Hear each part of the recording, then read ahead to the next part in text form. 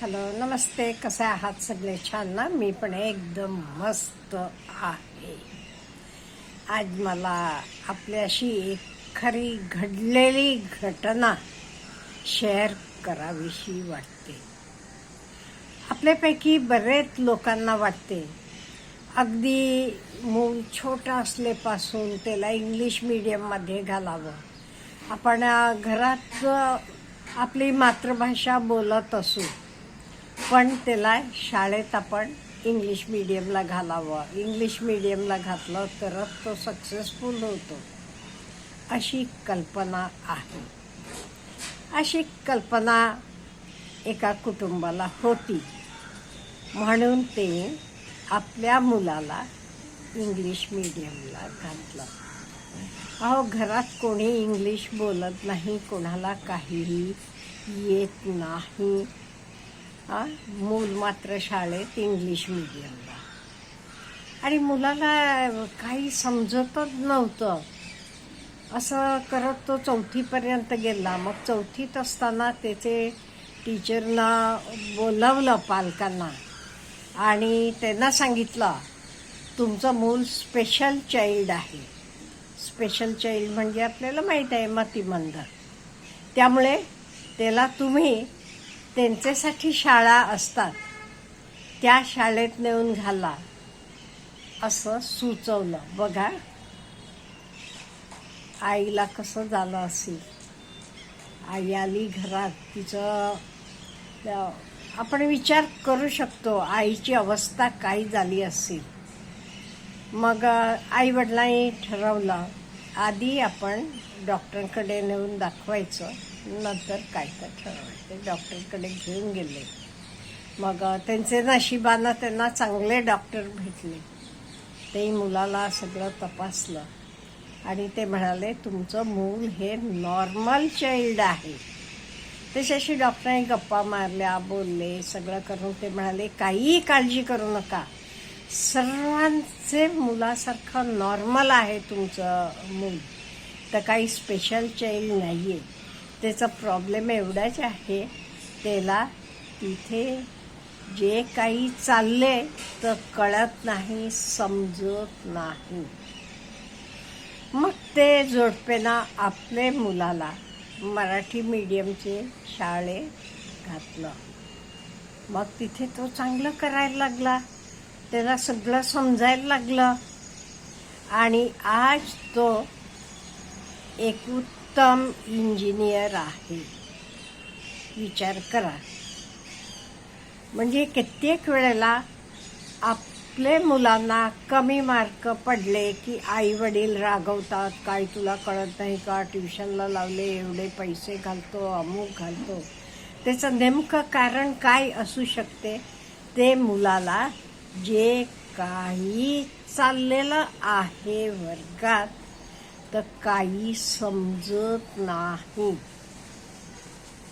त्यामुळे समजणं महत्त्वाचं आहे. आता कित्येक लोकांना वाटते इंग्लिश मीडियमला घालायचं का मराठी मीडियमला. त्यांना वाटते इंग्लिश मीडियमला घातलं तरच त्याचं फ्युचर बनणार आहे. अहो, असं काहीही नाही. का म्हणजे मुलांना समजणं महत्त्वाचं आहे. म्हणजे आता तुम्हाला मी साधं एक्झाम्पल देते.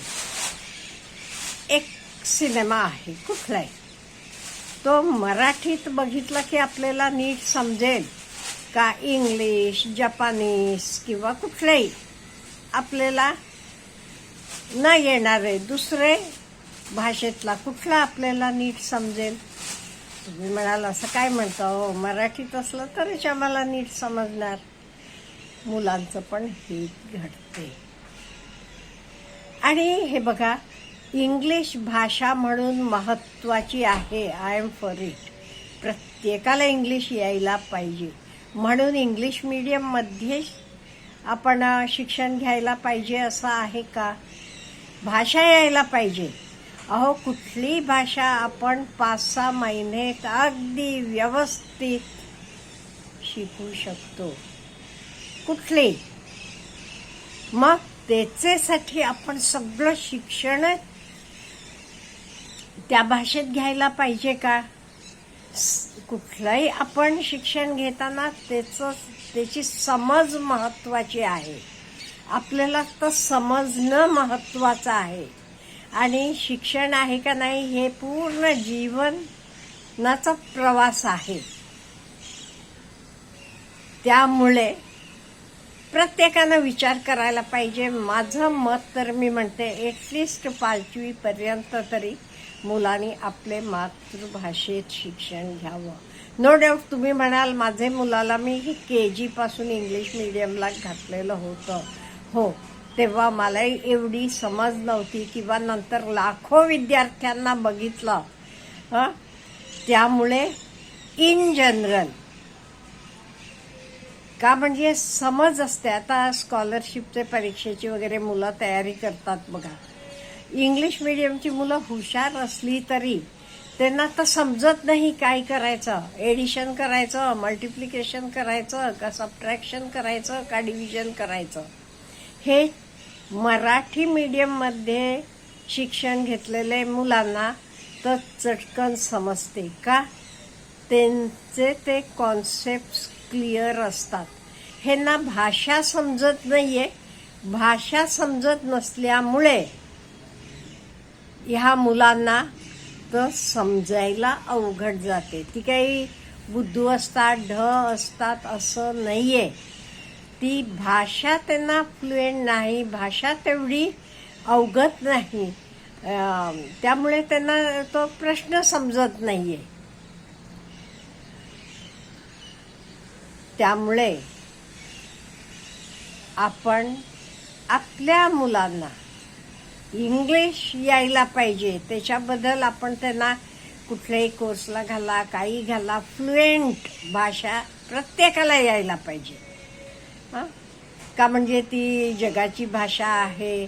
एवढेच काय आपल्या इंडियात कुठेही वेगवेगळे राज्यात तुम्ही गेलात की गोव्यात जावा, गोव्यात ॲटलिस्ट मराठी थोडी तरी समजेल. साऊथमध्ये जावा, तेव्हा तुम्हाला इंग्लिश येत असलं की व्यवस्थितपणे आपल्याला कॉन्व्हर्सेशन करता येते. त्यामुळे इंग्लिश यायला पाहिजे, ते मताची मी आहे. पण शिक्षण म्हणून काही ते माध्यमात शिक्षण घ्यायला पाहिजे असं आहे का. माध्यम मला वाटते ॲटलिस्ट पहिले 5-6 वर्ष तरी आपले मदर टंगमध्ये. आणि तुम्ही म्हणाल नाही हो इंग्लिश आलं तरी तर फ्युचर आहे. अहो तुम्ही साऊथमध्ये जावा, गोव्यात जावा, टॅक्सी चालवणारा, तुमचे घरात कामाला येणारे मोलकरणीला सुद्धा इंग्लिश येते. म्हणजे काही ते अगदी कुठेतरी टॉपला जाऊन पोचले का नाही. त्यामुळे हे मला का त्या मॅडमांनी सांगितलेलं एक्झाम्पल तुम्हाला मी सांगतेय. म्हणजे किती तरी वेळेला आपण खूप मोठी चूक करतो. आपल्याला वाटतंय आपल्या मुलाला समजतच नाही, तो बुद्धूच आहे, तो ढ आहे. नाही, तो बुद्धू नसतो, ढ नसतो, त्याला समजत नाही. मग आपण जरा समजून घ्यायला पाहिजे.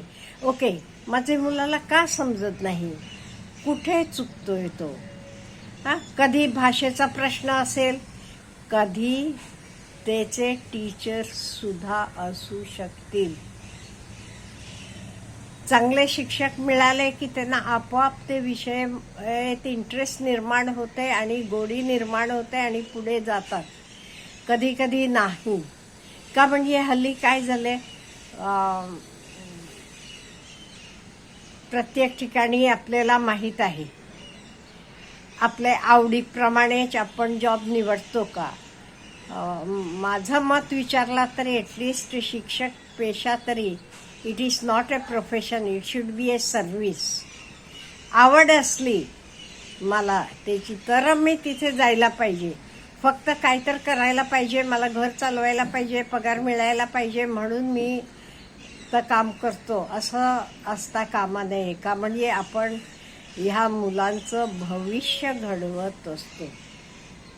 एवढंच काय, काही शिक्षक असे असतात ते मुलांचं कॉन्फिडन्सच नाहीसं करतात, असे सुद्धा असतात.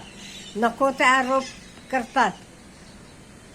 एखाद मुलगा मुलींबरोबर खेळत असला. आता लहान असताना त्यांना काही मुलगा मुलगी फरक नसतो, तेव्हा त्याच्याबद्दल काहीतरी बोलायचं, काहीतरी सांगायचं. अहो शिक्षक म्हणून शोभते का तुम्हाला हे करणं? नाही. त्यामुळे मला वाटते आपण पालकांनी कायम अगदी ॲक्टिव्ह राहायला पाहिजे. आपले मुलाचं आपण शाळेत पाठवतो, त्याला ट्युशनला घातलं, संपलं असं उपयोगाचं नाही. त्याला कुठे अवघड जाते, काय त्याचा प्रॉब्लेम आहेत, हे सगळे आपण जाणून घ्यायला पाहिजे. दरवेळी प्रॉब्लेम आपले मुलातच असेल असं नाही आहे, बाकी घटकांकडे पण प्रॉब्लेम असतील. त्यामुळे हे आपण नीट जाणून घ्यायला पाहिजे. म्हणून मला हे आपल्याला शेअर करायचं होतं. समजणं हे महत्त्वाचं आहे. त्यामुळे आपले मुलाला नीट समजते का, त्याला समजायला कुठे प्रॉब्लेम येतो का, हे आपण प्रत्येकाला जाणून घ्यायला पाहिजे. आज मला आपले कॉमेंट्स अपेक्षित आहेत, का म्हणजे ह्या खूप महत्त्वाचा टॉपिक आहे हा.